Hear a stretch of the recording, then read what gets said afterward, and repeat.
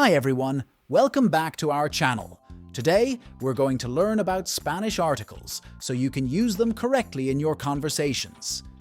Before we start, make sure to subscribe and hit the notification bell so you don't miss out on our upcoming Spanish lessons.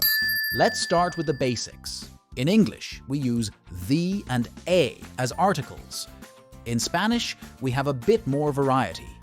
There are definite and indefinite articles, and they change based on gender and number. First, let's look at the definite articles, which we use for specific items.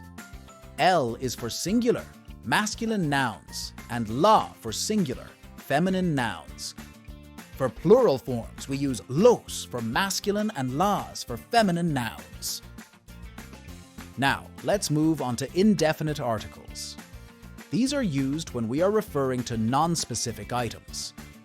We use un for singular, masculine nouns, and una for singular, feminine nouns. For plural forms, unos is used for masculine and unas for feminine nouns.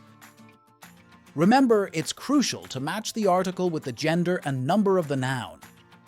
It may seem complex at first, but with practice, it will become second nature. That's all for today's quick lesson on Spanish articles.